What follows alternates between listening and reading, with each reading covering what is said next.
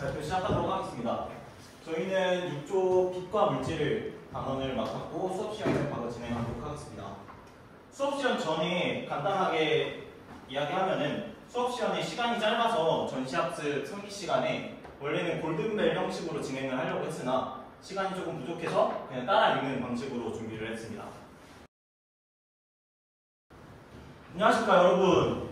날씨가 너무 좋아요. 밖에 점심시간에 좀 산책 좀 하고 어두운 교실에만 있지 말고 밖으로 산책 좀 합시다. 자, 오늘 배울 내용은 빛과 물질의 파동의 중첩과 간섭의 원리에 대해 알아보자 라는 내용으로 수업 시작하도록 하겠습니다. 수업 시작 전에 이전 차시에 우리 배웠던 2단원 내용을 간단하게 복습하도록 하겠습니다. 같이 한번 봅시다. 금속 탐지기, 자동차 차단기는 무슨 현상을 이용한 센서의 예이다? 무슨 현상이 들어갈 말은 무엇일까요? 전자기유도. 전자기유도 잘 얘기해줬습니다. 그리고 그 밑에 있는 발전기는 무슨 현상을 이용하여 운동에너지를 무슨 에너지로 변환하는 장치이다? 여기도 동일하게 전자기유도 잘 얘기해줬습니다. 전자기 유도 현상을 이용해서 운동에너지를 전기에너지로 잘 얘기해주네요. 혹시라도 기억 안 나는 학생들 있으면은 이렇게 전차시 내용 복습하는 거 보면서 상기하도록 합시다. 오늘 배울 내용 앞에 있는 학습 목표 빠르게 읽어보고 봅시다. 하나, 둘. 파동의 중첩과 간섭의 원리를 이해할 수 있다. 우리 배우기 전에 중학교 때 배웠던 내용인데 우리 혹시 이 내용 기억하려나요? 이전에 배웠던 내용으로 거리 변이 그래프와 시간 변이 그래프가 나옵니다. 각각 기억, 니은, 디귿에 맞는 말을 우리 적어볼 거예요.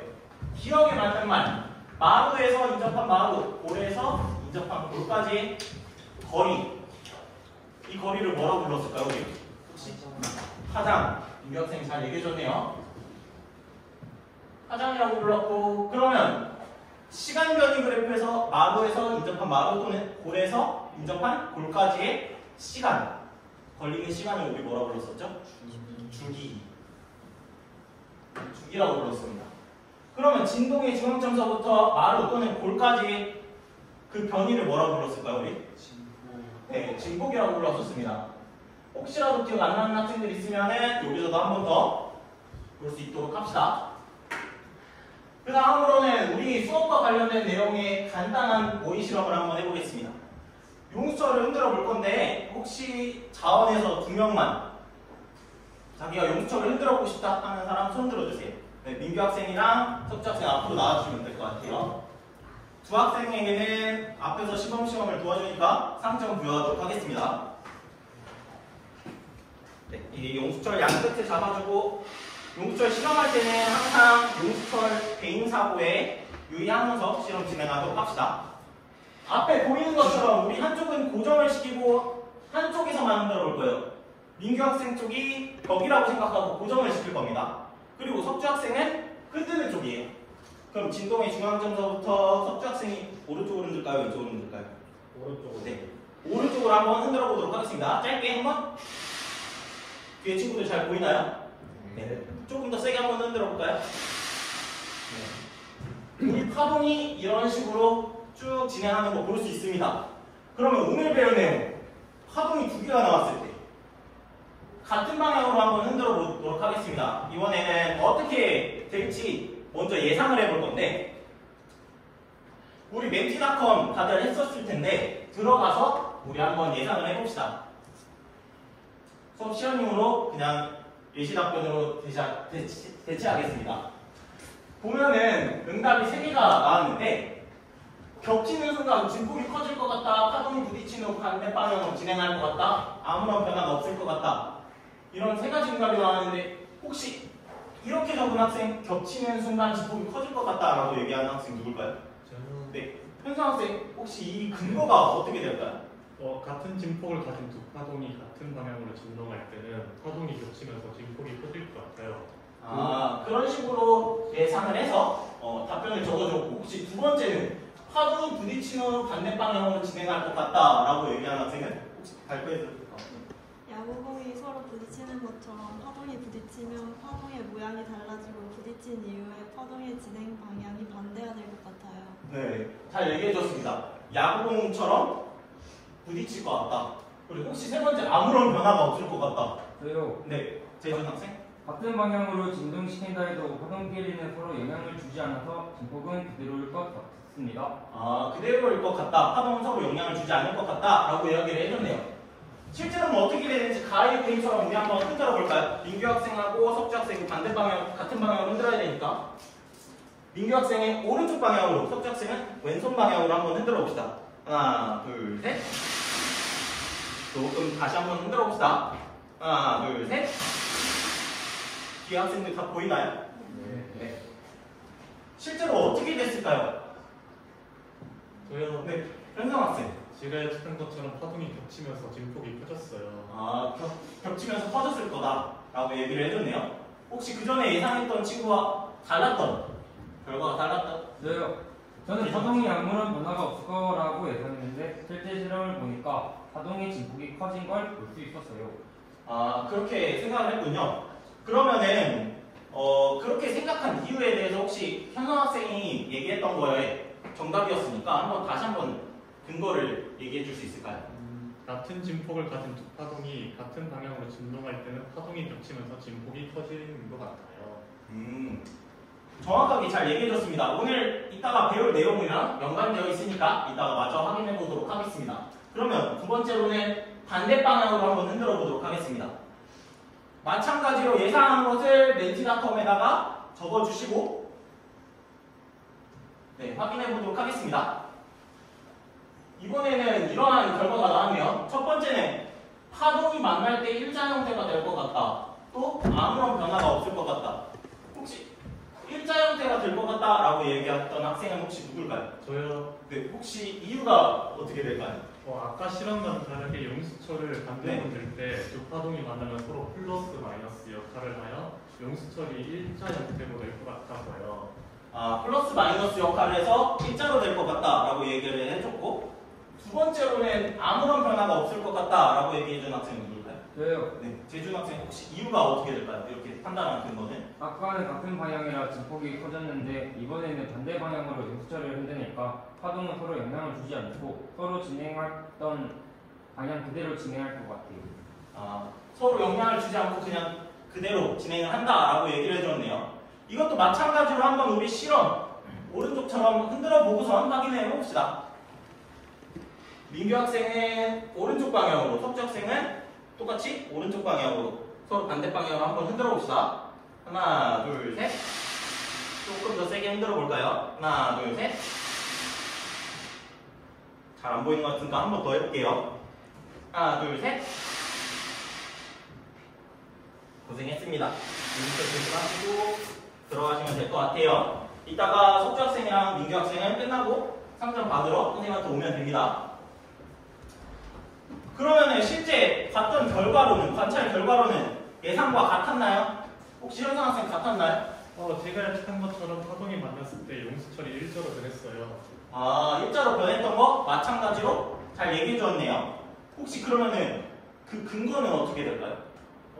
같은 진폭을 가진 두 파동이 반대 방향으로 진동할 때는 파동이 만나면서 서로 플러스 마이너스 역할을 한 용수철이 일자 형태가 된 것 같아요. 네, 잘 얘기해 줬습니다. 플러스 마이너스 역할을 한 것처럼 잘 일자로 되었다고 얘기를 해줬네요. 오늘 배울 내용에 앞서서 한번 실험을 해보았는데 이거를 조금 더 정교하게 보기 위해서 자바 실험실이라는 프로그램을 한번 확인해보고 수업 진행하도록 하겠습니다.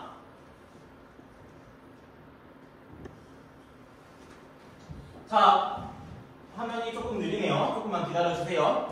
그동안 교과서는 124쪽 펴시면 됩니다. 자, 화면 잘 보이나요? 네, 보면은 우리 같은 방향으로 흔들었을 때랑 동일하게 선생님이 지금 세팅을 해놓았습니다. 같은 진폭에 같은 방향으로 흔들었을 때 한번 보도록 합시다. 두 파동이 진행을 하면서 서서히 다가옵니다.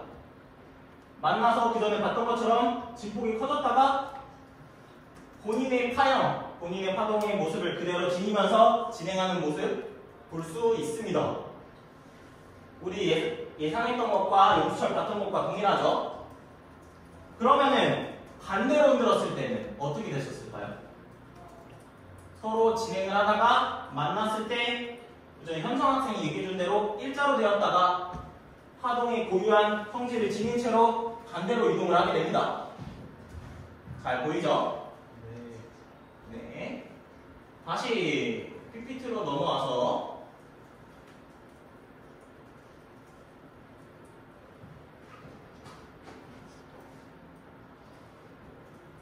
조금 시간이 걸리네요.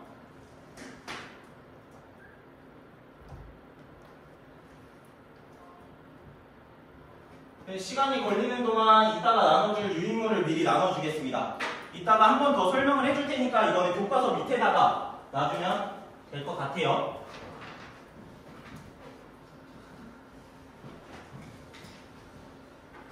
일단 과제물 프린트는 태블릿이나 교과서 밑에다 넣어놓고 수업 집중하도록 합시다.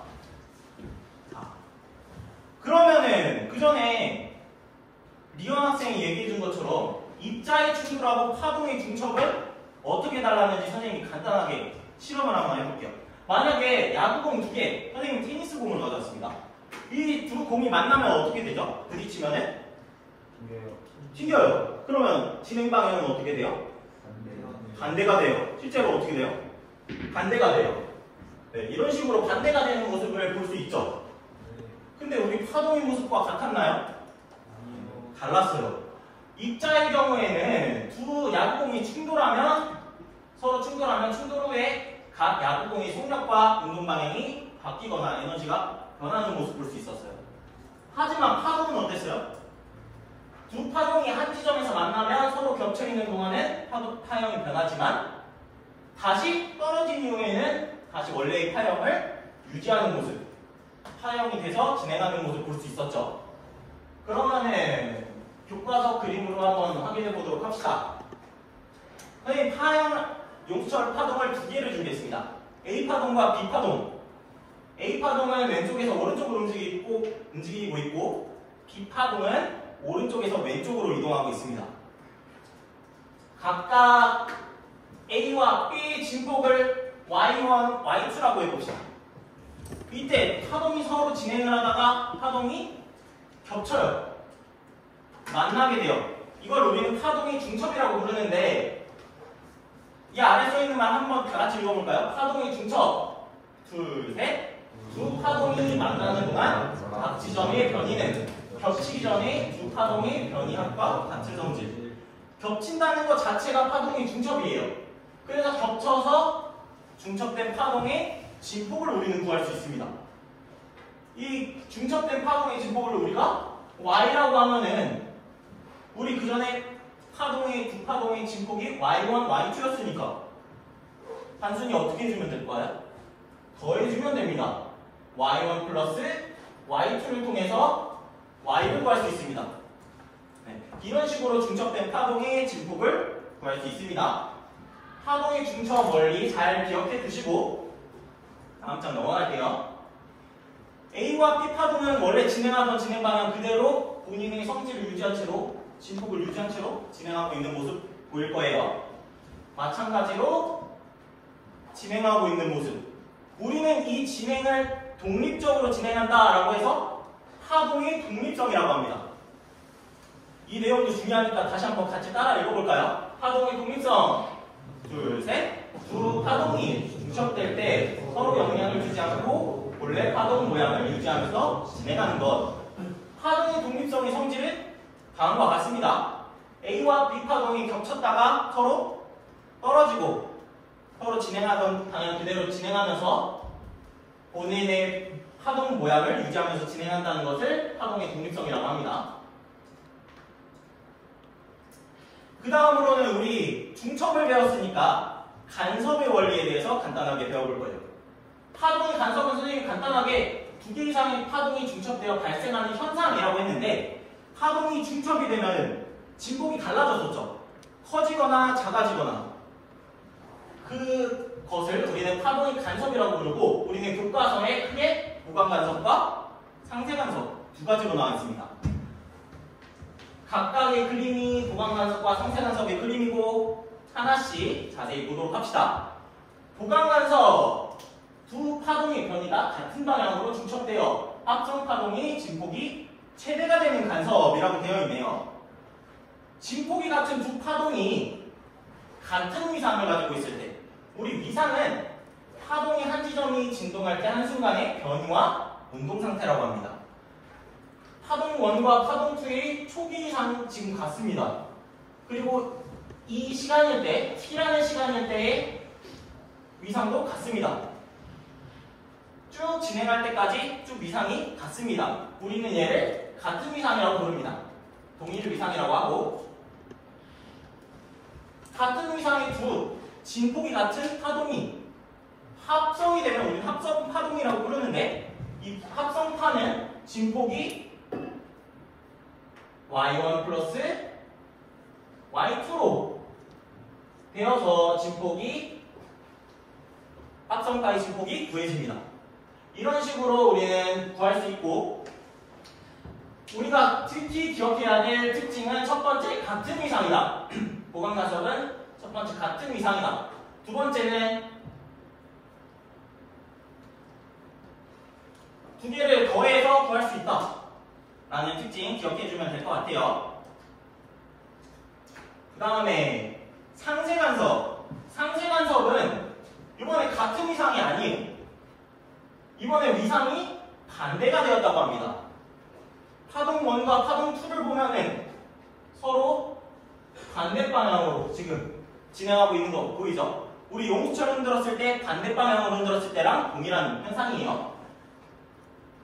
이와 같은 경우에는 반대 위상, 위상이 반대다 라고 얘기할 수 있고 이와 같을 때는 파동 1의 진폭과 파동 2의 진폭이 각각 y1, y2라고 되어 있을 때 y2의 변이는 0보다 작을 거예요.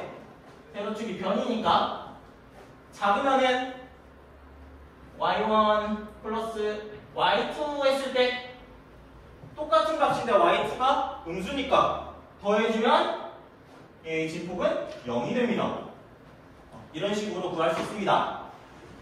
다시 상세 간섭은 특징이 두 가지가 있었습니다. 위상이 반대일 때 두 번째 위상이 반대이므로 두 파동의 변이를 더한 것은 y1 플러스 y2고 여기서 위상이 반대가 되어 있으니까 마이너스 역할을 한다. 그 전에 현상 학생이 얘기해 준 것과 동일하죠. 현상 학생이 잘 예측해 주었습니다. 그 다음에 문제로 빠르게 한번 정리해 보도록 하겠습니다. 선생님 문제를 세 가지 준비해 왔습니다. 문제를 다 같이 풀어보도록 합시다. 그 전에 봤던 그림입니다. 서로 반대 방향으로 움직이는 두 파동을 각각 A랑 B라고 할 때 파동 A의 진폭을 Y1, 파동 B의 진폭을 Y2라고 할 때 두 파동이 겹쳤을 때 진폭은 어떻게 구했었죠 우리? Y1 플러스 Y2라고 구했습니다. 이렇게 해서 풀 수 있고 그 아래 있는 마지막 문제를 읽어봅시다. 두 파동이 만나는 동안 각 지점의 변이는 겹치기 전에 두 파동의 변이 합과 같다. 파동이 이러한 성질을 무슨 성질? 중첩 원리라고 했습니다. 중첩 원리. 꼭 중요한 원리니까 생각을 해주면 좋을 것 같아요. 그 다음 문제 한번 풀어보도록 합시다. 두 파동이 중첩될 때 서로 영향을 주지 않고 본래 파동 모양을 유지하면서 진행하는 것을 파동의 무슨 성질? 독립성. 잘 기억해주네요. 독립성. 진행 방향을 그대로 유지한 채로 파동의 성질을 유지하는 것을 이렇게 얘기했습니다. 그리고 마지막 문제. 두 파동의 변이가 같은 방향으로 중첩되어 합성 파동의 진폭이 최대가 될 때 무슨 간섭? 보강 간섭. 민경생이 잘 얘기해주네요. 다른 학생들도 같이 참여해 주셨으면 좋겠습니다. 그리고 두 파동의 변이가 반대 방향으로 중첩되어 합성 파동의 진폭이 최소가 될 때를 상세 간섭, 상세 간섭이라고 합니다. 상세 간섭이라고 합니다. 오른쪽이 상세 간섭, 왼쪽이 구강 간섭입니다. 혹시 질문이 있는 학생들이 있다면 지금 손을 들고 얘기해줘도 좋을 것 같아요. 딱히 질문을 없는 것 같아요. 손을 들지 않는 거 봐서 질문이 없는 것 같고, 다음 차시에서는 우리 파동의 중첩, 간섭을 배웠으니까 다음 차시에서는 빛의 간섭에 대해서 간단하게 배워보도록 하겠습니다. 오늘의 과제는 선생님 유인물 나눠준 문제를 풀면 되고, 이 유인물은 일상생활과 연관을 지은 문제들입니다. 한번 읽어보고 다음 시간까지 풀어오거나 모르는 학생들은 별표 쳐서 가져오면 선생님과 같이 풀어보도록 합시다. 이상 수고했습니다. 감사합니다. 이쪽의 수업에 대한 의도나 특별히 고려했던 계획 등을 설명하고 실제 실천에서 어떻게 드러나는지를 설명해 주시죠. 저희는 일단은 그 전에 얘기했던 대로 멘티닷컴은 시간 관계상 조금 스킵을 한 부분이 있었고, 저희는 POE 모형을 이용해서 모의 실험을 진행했던 것을 조금 학생들이 능동적 사고를 했으면 좋겠다라는 생각을 가졌습니다. 그리고 또 학습 내용을 실생활에 적용할 수 있도록 과제물을 하나 조금 설계를 해보았고, 또 조금 다양한 시각 자료를 사용하고자 용수철이라든지 자바 실험실이라든지 아니면 테니스공 같은 자료를 조금 시각적 자료를 활용했습니다. 그리고 조금 피드백을 조금 받았어서 저희가 적용을 하고자 그 전에 고정된 용수철을 한번 흔들어 보았고, 또 실제 수업이라면은 시간이 조금 충분하니까 제가 생각하기에는 용수철을 흔드는 학생들이 너무 오랜 시간 서 있을 것 같아서 수업 지도안에는 저희가 2명을 뽑고 모의 실험 풀 때도 2명을 뽑는다고 했는데, 조금 오늘은 시간 관계상 2명으로 바로 진행을 해서 학생들이 조금 서 있는 공백이라든지 좀 시간의 공백이 조금 생겼던 것 같습니다. 네, 여기까지 이제 6조의 수업 의도에 대해서 들었습니다. 6조 수업에 대해서 여러분들 의견, 피드백.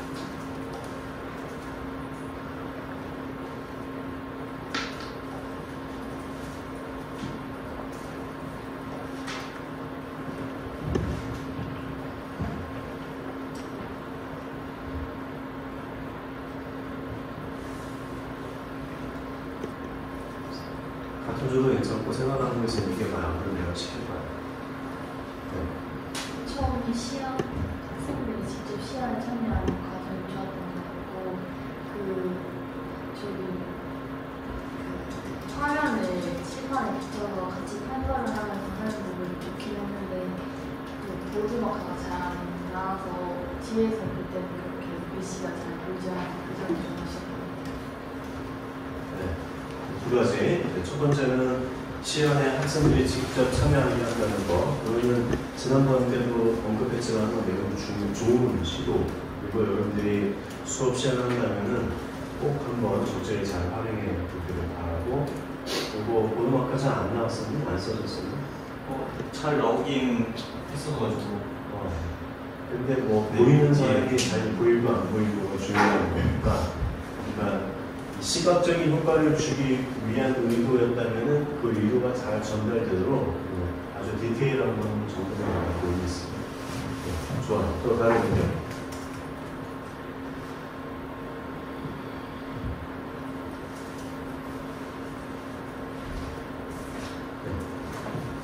시험 때 상세 간섭 일어난 제가 지금 컸거든요. 근데 학생들이 이거 상세 간섭 안 되는 거 아니에요? 이렇게 물어보는 것이 어떻게 해요? 그러면 그 학생을 추가적으로 용수철을 앞에 나와서 모의 실험을 진행하면 될 것 같습니다. 한번 다시 실험을 진행하면. 그게 안 보일 수도 있어가지고 저희가 직접 자바 실험실을 준비한 거기 때문에 모든 학생들이 볼 수 있었다고 생각합니다. 재준이가 이해가 되는데 아까 했을 때 가까이 있었잖아. 근데 안 보였어? 왜 이걸 안 보였다고 생각해?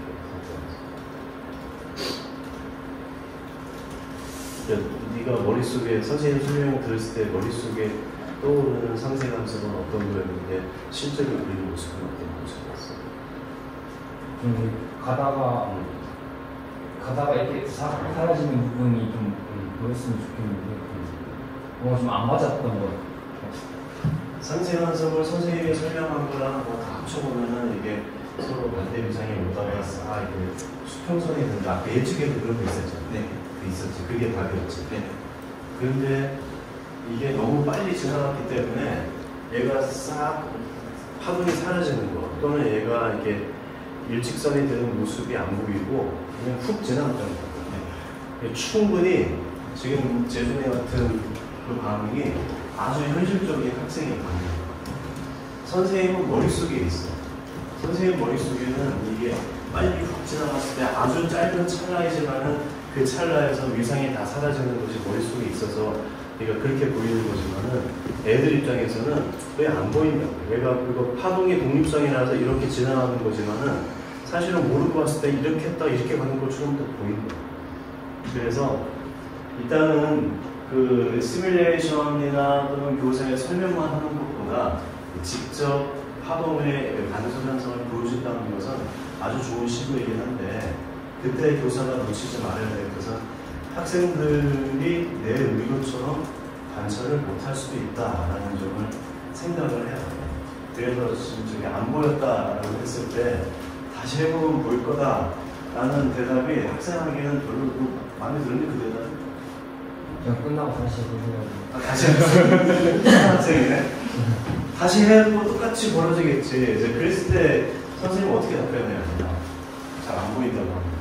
그러면은 그 전에 다른 쪽에서 썼던 방법처럼 카메라로 슬로우 모션이 있으니까 슬로우 모션으로 직접 촬영을 해서 아이들에게 시각 자료로 그걸 같이 활용하는 것도 괜찮아요. 그렇지, 그런 최고지.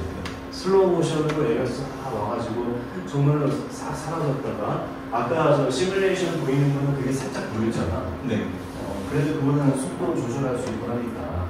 근데 얘가 슉 하는 것은 되게 멋지긴, 매력적이고 멋지긴 한데 이렇게 우리가 잘 통제돼서 시뮬레이션 보이는 것처럼 완벽하게 위상이 사라지는 것들이 안 보이기 때문에 그런 걸 하기 위해서 영상을 잘 찍어서 보여주면 좋겠는데 영상 찍기 쉽지 않을 거예요. 한번 시도를 해보라고. 그러면은 완벽하게 위상이 사라지는 건 안 보인다 할지라도 이 반대 방향의 위상이 이게 합쳤을 때 살짝 뭉개지는, 찌글찌글해지는 그 정도까지는 보일 거예요. 그것만 하더라도 애들한테 납득이 되는 설명을 할 수 있지 않겠어요? 네. 좋은 질문과 좋은 대답이었어요. 다른 의견.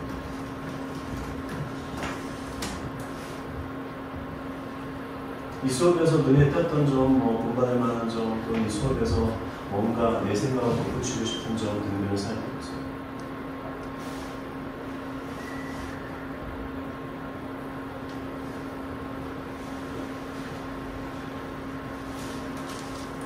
아니면 여러분들 수업 들으면서 잘 이해가 안 되고 모르는 점을 물어봐요. 그러니까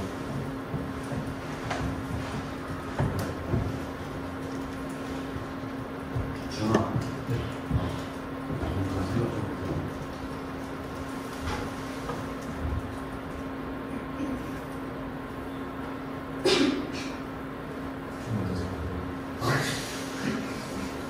준아 좀 노래해야 돼? 먼저 들어보겠습니다. 그럼 옆에 정윤이.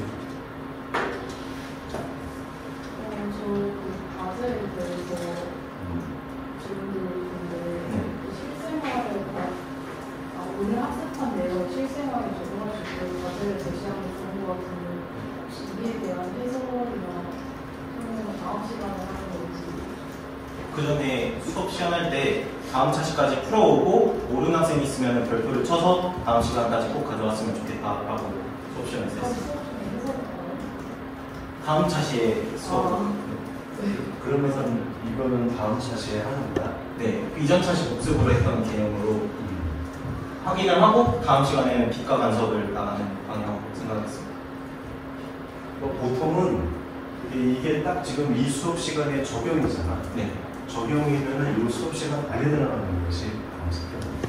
애들한테 내준하는 과제는 이 수업 시간에 대한 적용보다도 추가로 애들이 뭔가 조사를 한다거나 이거는 굳이 조사할 것 없이 그냥 바로 이거 노이즈 캔슬링의 원리는 상세함수이고 상세함수를 우리 다 배운 거잖아. 그러니까 애들이 굳이 집에 가서 안 해도 되고 그 자리에서 바로 이제 할 수 있는 그 정도 내용이거든. 그리고 또 한 가지는 설사 이것을 다음 차시에 피드백을 한다 하더라도 여러분들 본 수업 계획 안에는 이 과제에 대해서 예상하고 모범 답변을 보고 어떻게 해결하겠다 이게 있어요.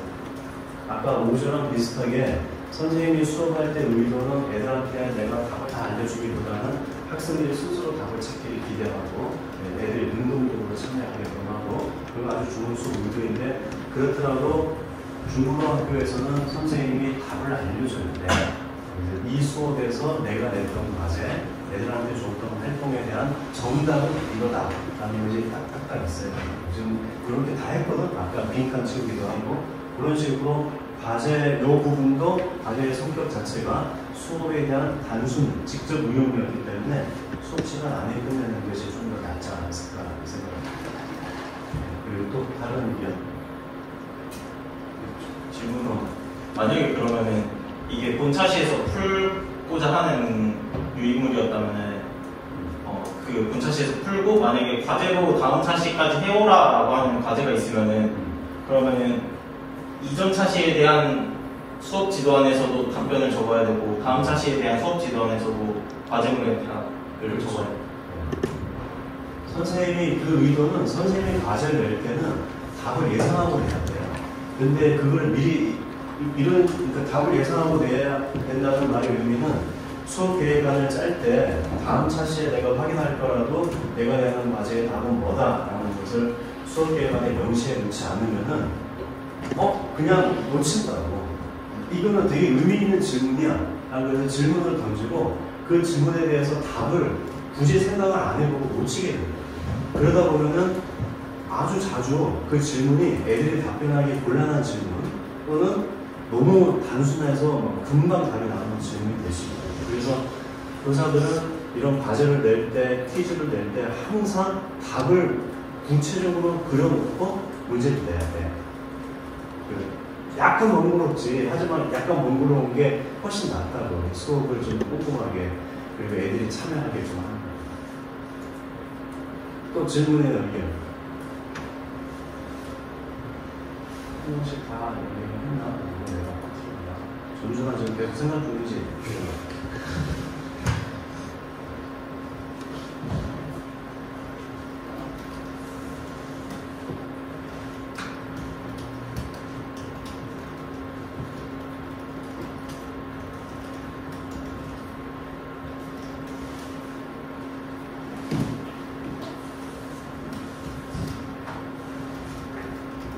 준하가 생각을 하는 동안 아주 간단한 포인트. 두 공이 충돌하면 파동과 달리 이건 지난 마이크로 디스크도 보였지만 입자와 파동이 아주 다른 차이점.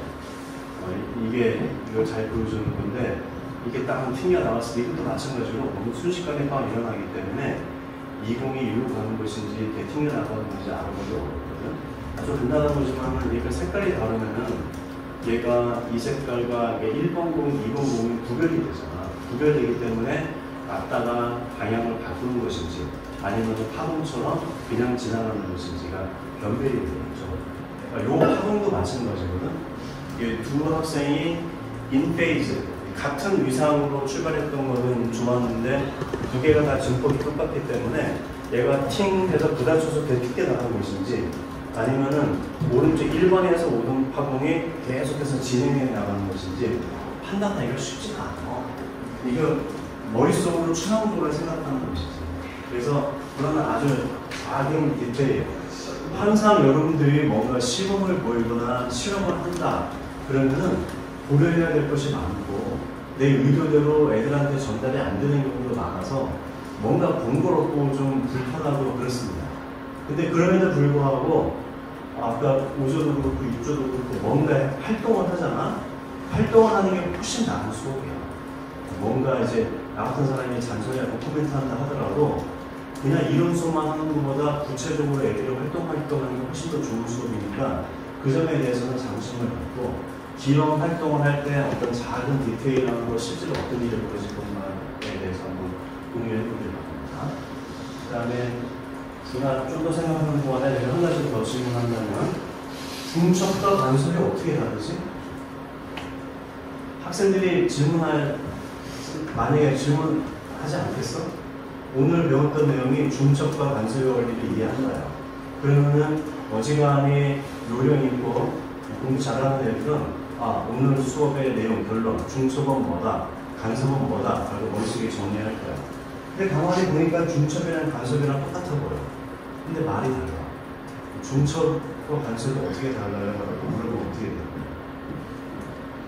두 파동 이상이, 두 파동이 이렇게 만나서 그 겹치는 겹치는 자체는 중첩이라고 얘기를 하고, 그 두 개 이상의 파동이 이제 만나서 그 중첩이 됐을 때 파동의 진폭이 커지거나 또는 작아지거나 이런 현상을 간섭이라고 할 것 같습니다.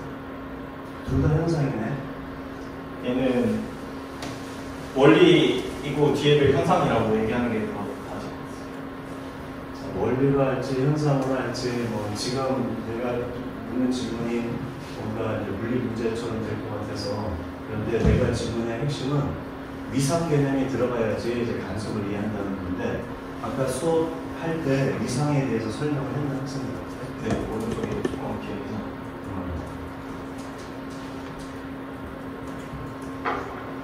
위상에 대해서 설명을 했니?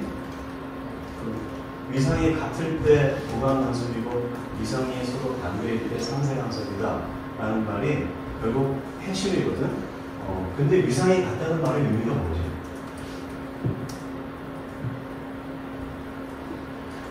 진동의 한 지점에서의 그 변이라든지 아니면 여기 나온 대로 운동상 형태라든지 아니면 각이라든지 이런 것들을 고등학교 2학년 애들 알아듣겠어? 내가 문제를 내줄게. 첫 번째 파동은 이런 위상을 가지고 있고, 두 번째 파동은 출발할 때 똑같이 여기야. 그리고 이런 모양인데, 두 번째 파동은 이런 모양을 갖고 있어. 첫 번째 파동과 두 번째 파동은 인페이즈, 위상이 같는. 그러면 지금 이런 형태의 파동이 합치면은 이거는 무슨 간섭이에요?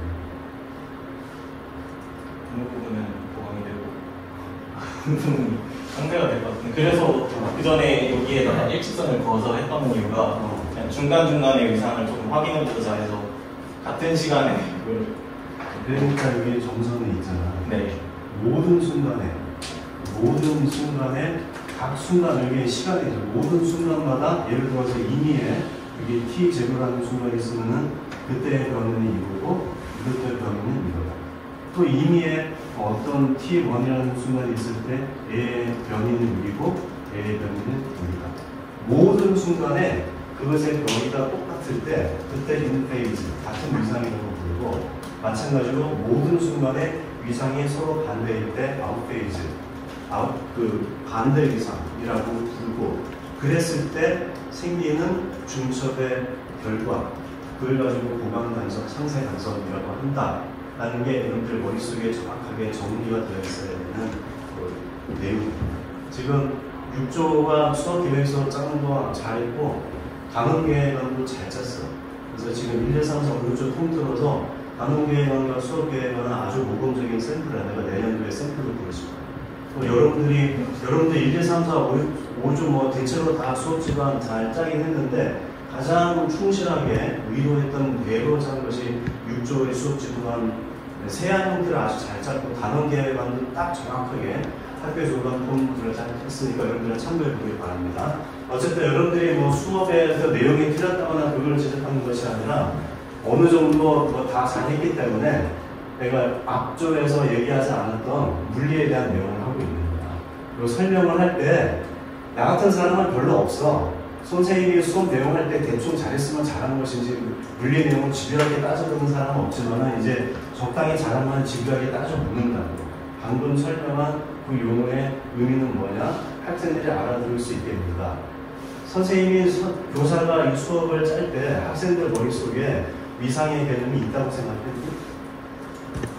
처음에 이게 교과서들을 조금 다 살펴보니까 위상이라는 개념 자체도 여기서 여기서 처음 나온 개념이라서 이걸 어떻게 설명할까 하다가 조금 더 어렵게 들어가면 한도 끝도 없을 것 같아서 이 정도로 정리를 하고 저기서는 그냥 초기 이상하고 중간에 한 지점만 찍었습니다.